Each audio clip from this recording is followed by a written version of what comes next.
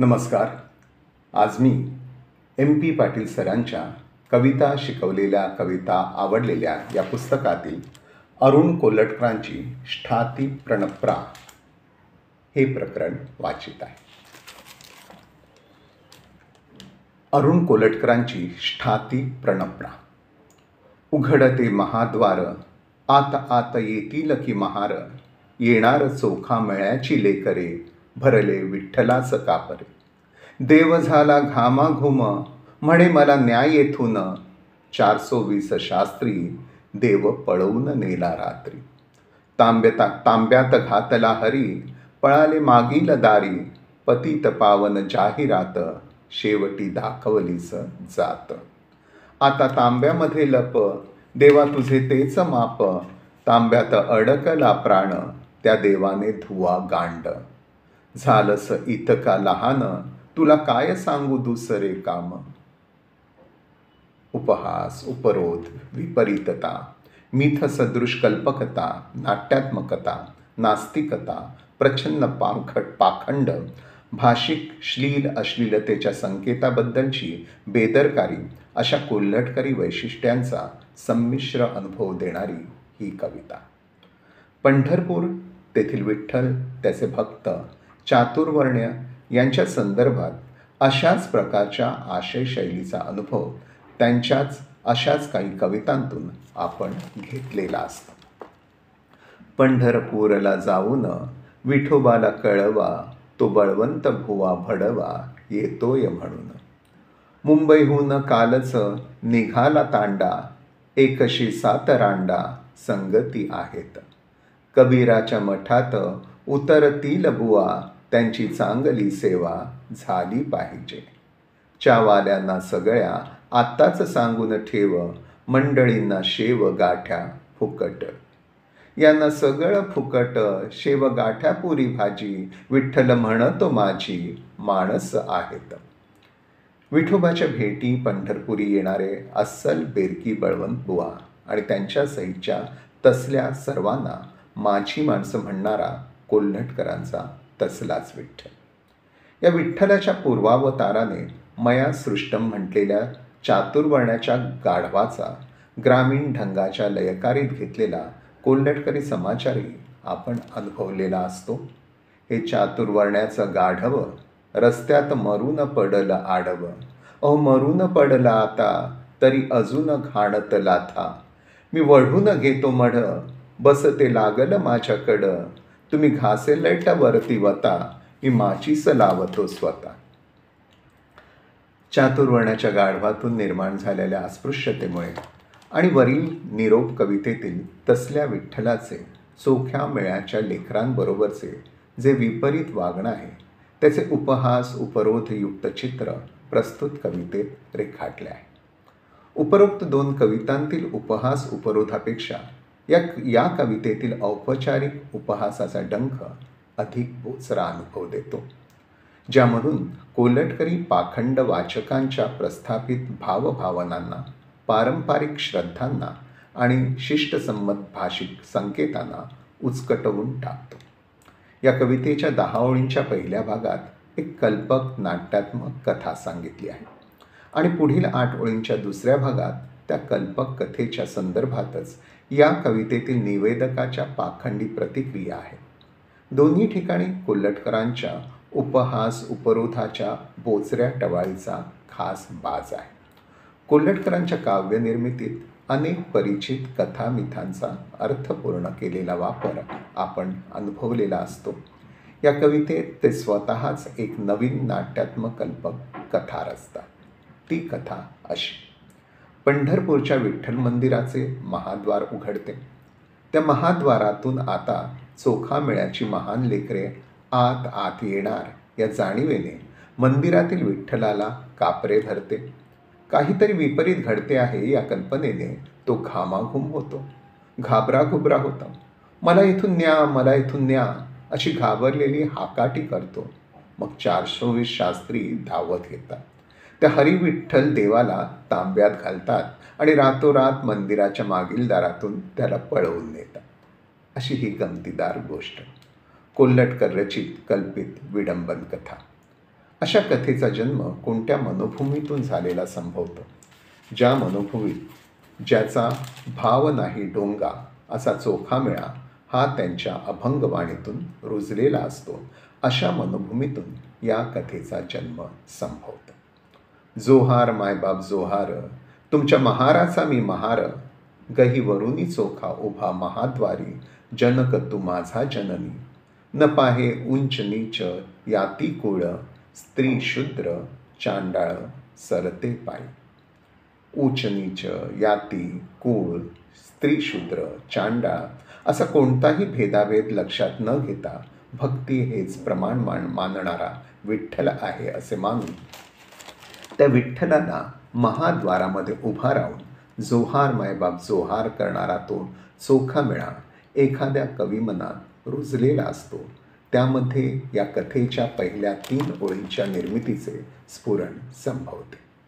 चोखामेळ्याचे त्याच्या अभंगातील भावमन ज्या कवीच्या संवेदनेनं सहकंपित होऊन अनुभवले आहे, त्या सहकंपित संवेदनेतून झालेली पहिल्या 3 ओळींची निर्मिती आहे असं म्हणता येईल. उघडते महाद्वार, आत आत येतील की महार, येणार चोखामेळ्याची लेकरे. या 3 ओळींतून आपल्याला दिसतं की चोखामेळ्याची ही महार लेकरे विठो माऊलीच्या भेटीसाठी, आपल्या वत्सल आईच्या भेटीसाठी मंदिराच्या महाद्वारी मोठ्या भक्तिभावानं आलेली आहेत. त्यांच्यासाठी ते महाद्वार उघडले जाते. ते महाद्वार कुणी बडवे उघडत नाहीत वा तिथला देव ते द्वार उघडीत नाही. कुठेतरी नैसर्गिक न्यायतत्व आहे. त्या अदृश्य न्यायतत्वाने ते महाद्वार उघडले जाते आणि मग त्या उघडलेल्या महाद्वारातून विठू आईच्या भेटीसाठी आतुर झालेली ही लेकरे आत आत जाणार आणि कनवाळू विठू माऊली या आतुरल्या लेकरांना पोटाशी घेणार, असं भाववत्सल भविष्य दृश्य उभं करणाऱ्या या 3 ओळी. पण पुढील कथाभागात अपेक्षाभंग करणारं विपरीत घडतं. आत येणार चोखामेळ्याची लेकरे हे बघून विठ्ठलास भरले कापरे आणि तो विठ्ठलदेव झाला घामाघूम, म्हणे मला न्याय दे येथून. हा कथाभाग कोणत्या मनोभूमीतून निर्माण झाल्याचे संभवते? कवीला ज्ञात असलेली, स्मृतिकारांनी लादलेली, त्यांनीच निर्मिलेल्या विठ्ठल सहितच्या समस्त देवांनी मान्य केलेली, रूढीत दृढ झालेली अस्पृश्यता, तिच्याबद्दलची मानवी मूल्यभावातून आलेली निषेधात्मक प्रतिक्रिया, यातून या पुढील विडंबन कथाभागाची निर्मिती संभवते. या असल्या विठ्ठल देवाचा आणि स्मृतिकारांच्या बडवे, शास्त्री आदी वंशजांचा उपहास उपरोधाने यथोपचारे समाचार घ्यावा, या औपरोधिक मानसिकतेतून या कथाभागाची निर्मिती संभवते. अशा औपरोधिक मानसिकतेमुळेच कवीची कल्पक प्रज्ञा आपल्यासमोर स्पृश्य स्पर्श कल्पनेने भयभीत झालेली, कापरे भरलेली, घामाघूम झालेली विठ्ठलाची देवमूर्ती उभी करते.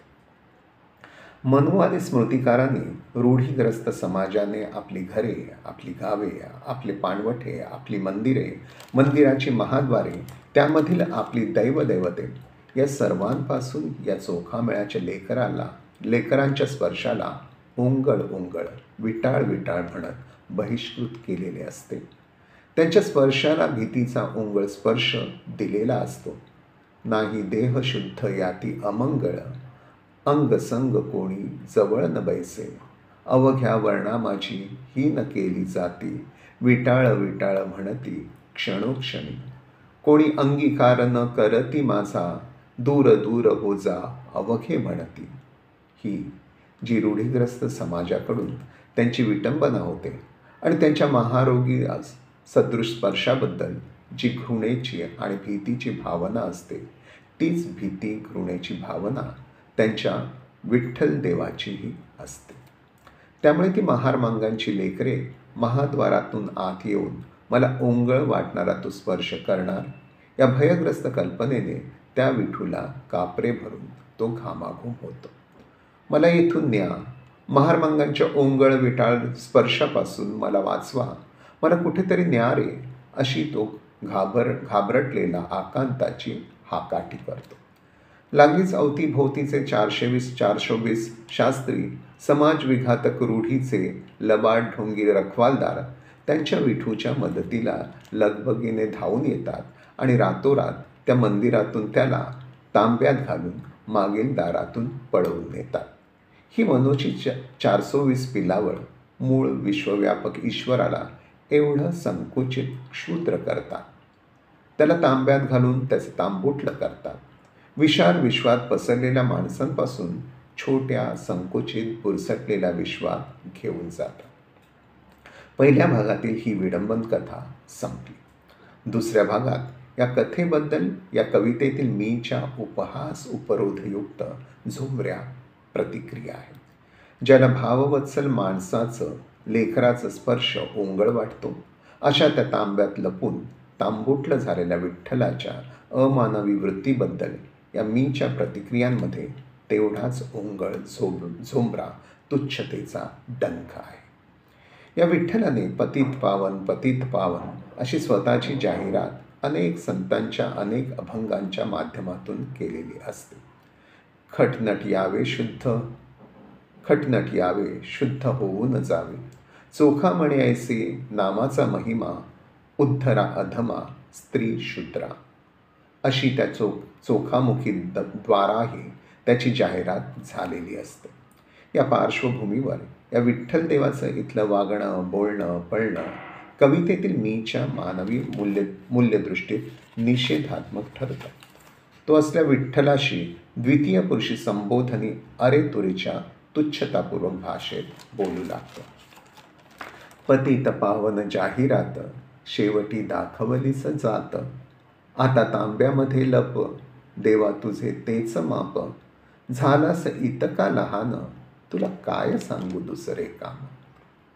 भक्तिभावाने तुझ्या भेटीसाठी आलेल्या चोखामेळ्याच्या लेकरांच्या महाद्वारी प्रवेशाला आणि त्यांच्या स्पर्शाला घाबरून जो तू शास्त्री बडव्यांच्या मदतीने पळून गेलास, तुझ्यातील देवत्वाला शून्यवत करणाऱ्या तुझ्या या विपरीत करणीने तू तुझी यादव वंशकुलीन उच्चवर्णीय अहंकारी जात दाखवलीस.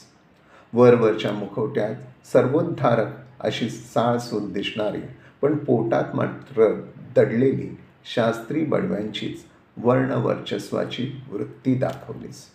शास्त्री बडव्यांच्या महारमांगांना तुच्छतेची वागणूक देणाऱ्या उच्चवर्णीय अहंकारी वृत्तींची बांधिलकी असलेली तुझी खरी जात दाखवलीस. पतित पावन जगदोद्धारक अशी असते तुझी फक्त जाहिरात, पण अंतर्यामी तुझ्या दडलेली असते आणि उघड दिसत असते माणसांनाच अस्पृश्य मानणारी तुझी ती क्षुद्र जात. या असल्या तुझ्या निषेधात्मक करणीने तांब्यात स्वतःला लपवून घेत तांबुटल्या एवढं करून घेतलं आहेस. तू एवढा क्षुद्र झाला आहेस की तांबुटलं हेच तुझं खरं माप आहे. त्या तांब्यातच आता बसून राहा, तीच तुझी लायकी आहे. ज्यानं तांब्यात लपणं स्वीकारलं आहे, ज्याने एवढे क्षुद्रत्व स्वीकारलं आहे, ज्यानं आपला प्राण त्या तांब्यात अडकवून घेतला आहे, त्याबद्दल आता काय बोलायचं. आणि त्याच्या जगदोद्धारक पतित पावन इत्यादी कामांऐवजी त्याला कसले काम सांगायचे. त्याला जे काम द्यायचे आहे त्याचा संदर्भ कवितेला दिलेल्या शीर्षकाशी बरोबर जुळतो. दगडाच्या मूर्तीत देवत्व नसते. त्या दगडाच्या मूर्तीत ब्राह्मण पुरोहितांच्या मंत्रोच्चारात पुष्प फलंतोयम बिल्वम दल इत्यादी यथासांग देवत्वाची प्राणप्रतिष्ठा केली की त्या दगडाच्या मूर्तीला देवत्व प्राप्त होते. दगडमूर्तीचं देवमूर्तीत रूपांतर होतं असं म्हणतात. पण येथील देवानं एवढं विपरीत क्षुद्रत्व स्वीकारलं आहे याची उलटी प्राणप्रतिष्ठा ष्ठाती प्रणप्रा केली पाहिजे. म्हणजे त्या दगडात घातलेला देवत्वाचा प्राण काढून घेतला पाहिजे. तो काढून घेतला की उरतो फक्त दगड. या निव्वळ दगडाला आता काय काम सांगायचं. मंगल भव्य उदात्त याऐवजी आता माणसाच्या प्रातर्विधीनंतरच्या शरीर स्वच्छता करण्याचे काम. त्यासाठी तुक्याने बिनदिक्कत वापरलेला घट्ट तुच्छ आशयासाठीचा रांगडा ध्वनी उच्चार. चोखामेळ्याच्या लेकरांच्या स्पर्शाला ओंगळ मानून पळ काढणाऱ्या त्या हरी विठ्ठलाची अशी उलटी प्राणप्रतिष्ठा ष्ठाती प्रणप्रा करीत त्यालाच अशा ओंगळ हिडीस प्रतिमेत नेऊन बुडवून टाकले आहे. असा हा उपहास औपरोधिक कवितेचा शेवट मानवी भावमूल्यांना नाकारणाऱ्या ईश्वराबद्दलचा पाखंडी आशय शिगेला नेणारा ठरत असतो. थोडं कवितेच्या रूपाबद्दल. ष्ठाती प्रणप्रा हे कवितेचे विपरीत शीर्षक शब्दाचा अर्थबोध पोटातच दडवून ठेवणार, कवितेच्या दारातच अर्थाबद्दल संभ्रम निर्माण करणार, कवितेच्या पोटातून फिरता फिरता काहीसं अचानकच अर्थबोध करून देणारे, तो अर्थबोध होताच शीर्षकाची सार्थकता सिद्ध करणारे, त्यात असणारे प्रसरणशीलत्व औपरोधिक पाखंडी आशय ध्वनित करणार, उपहास उपरोधयुक्त अर्थाचे चमकदार भान देणार. कवितेचा फॉर्म अर्ध्या भागात अर्धघन विडंबन कथा, उर्वरित भागात त्याबद्दलचीच उपहास उपरोधाची धार असलेली तेवढीच अर्थघन प्रतिक्रियाशील उद्देशिका, असा हा आशयघन फॉर्म वाचकांच्या अनुभवी, वैचारिक आणि सर्जक प्रज्ञेला सामाजिक स्तरावरील न्याय अन्याय, समता विषमता, मानवी अमानवी आदी पर्यावरणातून फिरवून आणण्यासाठी समर्पक ठरणारा, मूलभूत मानवी मूल्यांवर दृढ विश्वास असणारी आणि ती मूल्ये नाकारणाऱ्या ईश्वराबद्दलचा पाखंडी आशय उपहास उपरोधाच्या बोचऱ्या ढंगात बोलणारी कविता. चढत्या उपहास उपरोधांशी समांतरता राखणाऱ्या नाट्यात्मक कवितेतील संवाद विरोधी आलेख कवितेच्या आशयाला टोकदार करीत शिगेला पोचवित नेणारा, उघडणारे महाद्वार, त्यातून येणारे महार हे संवादी लयदार दृश्यनाट्य अनुकूल प्रसन्न भाववृत्तीचा प्रत्यय देणारे, आत येणारी चोखामेळ्याची लेकरे, त्यामुळे विठ्ठलाला भरणारे कापरे यातील विरोधी लय साधणारे नाट्य देवाच्या विपरीत कृतीचा उपहास करणारे असते. स्पर्शाबद्दलच्या विकृत मानसिकतेमुळे निर्माण झालेल्या भीतीपासून स्वतःचे रक्षण करू शकत नाही, स्वतःचे अस्तित्व टिकवू शकत नाही, त्यासाठी त्याला शास्त्री बडव्यांची मदत लागते. अशा त्या ईश्वराच्या विकृत मानसिकतेचे चित्र रेखाटणारे हे विरोधी लयाने निर्माण केलेले नाट्य असते. कर्मठ, धूर्त, लबाड, पाताळयंत्री, अमानुष रूढीचे रखवालदार असे ते 420 शास्त्री, देव पळवून नेला रात्री, तांब्यात घातला हरी, पळाले मागील दारी. या चमत्कारिक आशयाच्या संवादी नादलईतून तो हरी आणि ते तसले शास्त्री यांच्या हिकमती चौर्ययुक्त पळपुटेपणाला केवढे हास्यास्पद करीत उघडे पाडले आहे. पतित पावन अशी केली जाहिरात, पण क्षुद्रत्व वृत्तीची दाखवली जात, अशी विरोधी आशयाच्या लयीतून केलेले भाष्य त्या हरिविठ्ठल देवाच्या मानभावीपणाला चांगलेच उघडे करीत असते. 420 शास्त्रींनी पळवून तांब्याची घातलेली हरीची भन्नाट प्रतिमा महार मांगाना क्षुद्र लेखणाऱ्या त्या हरीला क्षुद्र शूद्र करून टाकणारी असते. शास्त्री बडवे त्या हरिदेवाचं अगदी क्षुद्र, लहान उठलं तांबुटलं करून टाकतात. विश्वव्यापक हरीचं संकुचित डबकं करून टाकतात. प्राणप्रतिष्ठित दैवी मूर्तीचं तांब्यात मावणाऱ्या देवत्वाचे स्वत्व आणि सत्व नष्ट झालेल्या दगडात रूपांतर करतात. हे सारं या भन्नाट प्रतिमेतून ध्वनित होत असतं. चोख्याच्या लेकरांच्या भावभक्तीबद्दल संवेदनशून्य झालेल्या, त्यांच्या निर्मळ भावस्पर्शापासून पळून जाणाऱ्या, आपलं स्वत्वशून्य आणि सत्वशून्य अस्तित्व लहानशा तांब्यात अडकवून घेतलेल्या या निव्वळ दगडच झालेल्या देवाला प्रातर्विधीनंतरच्या शारीर स्वच्छतेचे ओंगळ काम देणे ही त्या देवाची उघडी नागडी विटंबना करणारी चलत प्रतिमा कोल्हटकरी पाखंड शिकेला नेऊन भिडवीत असते. शिष्टसंमत भाषकात बहुंशी लेखनबाह्य ठरला गेलेला तेथील ध्वनिउच्चार श्लील अश्लीलतेच्या संकेतांना झुगारून तसल्या हरिविठ्ठल देवाची जेवढी निर्भत्सना करावायची तेवढी करून टाकणारा असतो. धन्यवाद.